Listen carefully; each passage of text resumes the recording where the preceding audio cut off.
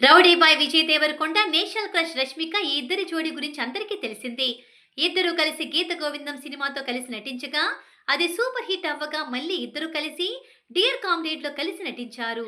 రెండు సినిమాల పరిచయమే అయినా వాళ్ళ మధ్య 8 ఏళ్ల రిలేషన్ ఉంది.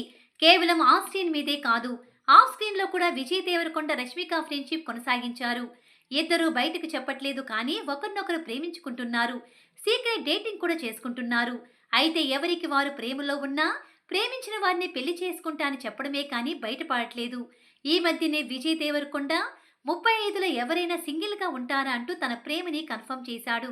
ఇక పుష్ప 2 ఈవెంట్ లో రష్మిక కూడా నేను అతన్నే పెళ్లాడుతా అని అనేసింది. ఇలా ఇద్దరు చూచాయిగా వారి ప్రేమ గురించి చెబుతున్నారు. అయితే వారు చెప్పినా చెప్పకపోయినా విషయం బయటపడిన టైంలో ఇద్దరు గురించి సోషల్ మీడియాలో ఒకటే టాపిక్ అవుతుంది. అందుకే వాళ్ళు వారి రిలేషన్షిప్ ని సైలెంట్ గా కొనసాగిస్తున్నారు. ఏదో ఒక రోజు సడన్ గా ఎంగేజ్మెంట్ తో షాక్ ఇచ్చేలా ఉన్నారని తెలుస్తోంది. విజయ్ దేవరకొండ రష్మిక పెళ్లి నెక్స్ట్ ఇయర్ ఉంటుందని క్లోజ్ సోర్స్ నుంచి వస్తున్న ఇన్ఫర్మేషన్.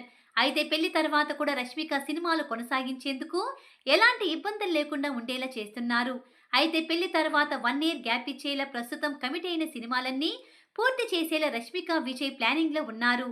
అయితే ఆఫ్ స్క్రీన్ ఏమో గానీ ఆ స్క్రీన్ మీద విజయ్ దేవరకొండ రష్మిక నటిస్తే చూడాలని ఫ్యాన్స్ కోరుతున్నారు.